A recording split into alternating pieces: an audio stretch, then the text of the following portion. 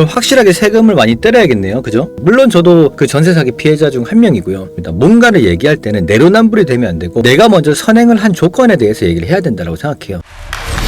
네, 아는 기자 정치부 김민곤 기자입니다. 자, 김 기자, 이 대통령이 어제 오늘 이 부동산 시장에 대한 메시지를 계속 내고 있습니다. 그 이유가 뭡니까? 그만큼 집값 안정을 심각한 과제로 받아들이고 있는 겁니다. 이재명 대통령이 머릿속에 오래 담아온 이 문제의식이기도 한데요. 이웃나라인 일본이 부동산 거품으로 잃어버린 30년을 경험했잖아요. 이재명 대통령은 그렇게 되진 않겠다는 강력한 의지를 보이고 있는 겁니다. 그래서 대통령이 여러 번 그것도 SNS로 계속 직접 입장을 내고 있는 거군요. 예, 맞습니다. 지난달 23일이 처음이었습니다. 다주택자들 양도세 더 이상 면제하지 않겠다고 한 메시지를 시작으로 열흘 동안 8번 냈습니다. 25일에는 4번, 그리고 어제와 오늘은 총 3번 냈고요. 올리는 시간도 밤낮을 가리지 않았습니다. 그래서 대통령이 말하고 싶은 건 뭡니까? 이번엔 다르다. 집값 안정화 꼭 하겠다. 이 메시지입니다. 첫 양도세 메시지부터 의문을 제기하는 의견들이 나오기 시작했는데 이를 직접 반박하면서 시장에 계속 메시지를 보내는 겁니다. 꼭 하겠다고요. 실제로 일관적인 메시지를 계속해서 내고 있습니다. 이 다주택자들이 버틸 것이라는 전망을 두고는 버티겠죠. 버티는 게 이익되도록 방치할 만큼 어리석지 않다고 했고 세금 내고 집 하느니 들고 있겠다라는 기사인 들고 버티는 세금이 더 비싸도 그렇게 할 수 있을까라며 실현 의지를 강조하고 있는 겁니다. 그러니까요. 그럼 확실하게 세금을 많이 때려야겠네요. 그죠?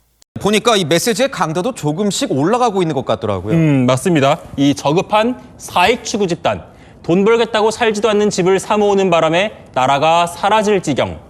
나라 망하는 걸 보고도 왜 투기 편 드느냐고 이렇게 말했습니다. 근데 일부 사람들은 이렇게 우리나라 자본주의 국가에서 돈 벌어서 집 사게 해줬고 대출 열어놓고 사람들이 노력해서 그렇게 집을 사게 해줬는데 왜 지금 이렇게 또 하냐라는 얘기가 나올 수 있을 것 같아요. 물론 이거는 개인적이고 상대적인 입장 차이에서 그렇게 나올 수 있을 텐데 그래도 집값을 잡으려면은 이런 방법이 있을 필요가 있겠죠. 그런데 항상 이제 우리 부모님들도 자녀한테 교육을 시키거나 누군가한테 얘기를 할 때는 모범이 돼야 돼요. 저는 그렇게 생각을 합니다. 뭔가를 얘기할 때는 내로남불이 되면 안 되고 뭔가를 얘기할 때면 내가 먼저 선행을 한 조건에 대해서 얘기를 해야 된다고 생각해요.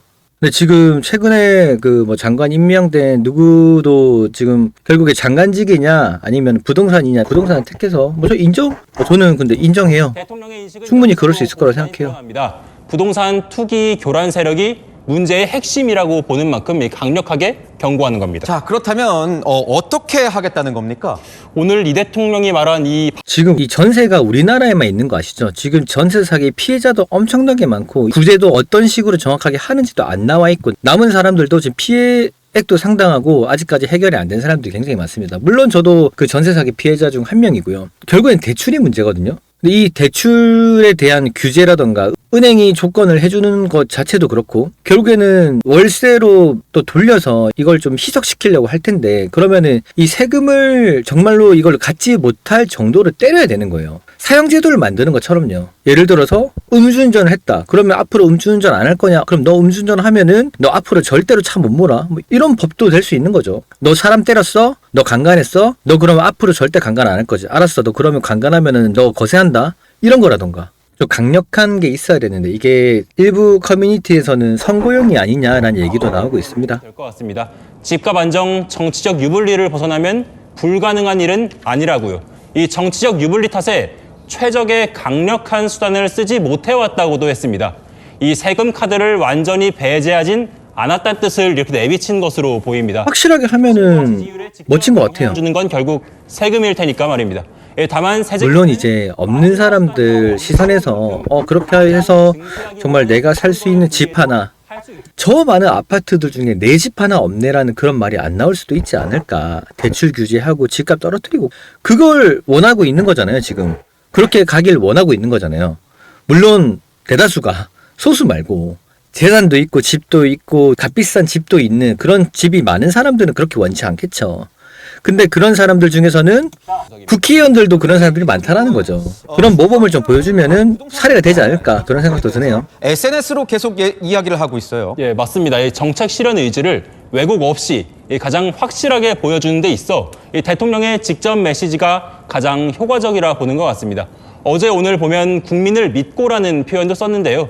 국민들과 직접 소통하면서 지지 여론을 모으려는 의도도 엿보입니다. 야당에서는 어떻게 바라보고 있습니까? 야당은 대통령으로선 과격하고 가볍다고 보고 있습니다.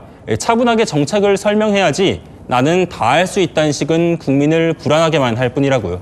또 정부 고위직 인사 상당수가 다주택자 아니냐면서 처리해야 될 문제들이 있는 것 같아요. 그냥 그 집 자체가 단순하게 갭 투자용으로 갖고 있는 것이냐, 정말 투기 목적으로 갖고 있는 것이냐, 아니면은 그 근처에 있는 집값들을 전부 다 폭삭 내려앉히면서라도 집값을 잡을 용의가 있는 것이냐, 대담하게 움직인다라고 하면은 저는 그런 부분들은 인정해요. 다만 정책적인 부분에 대한 모든 것들을 맞물려서 해야죠. SNS로 하던 건 상관없어요. 그냥 이게 인정을 해야 되고 뭔가 이해를 해야 되고 현실적인 부분에 대해서 얘기가 돼야 된다는 점이어야 되겠죠. 하는 건 좋은데 그러면 어떻게 그렇게 했을 때 문제가 분명히 있을 텐데 그런 문제를 해결할 만한 여지가 어떤 식으로 돼서 전국적으로는 그런 문제들의 해결이 결과적으로 잘 됐다라는 평가까지 나올 수 있을지 그런 부분들에 대해서 집중하면은 포인트가 될 수 있을 것 같아요.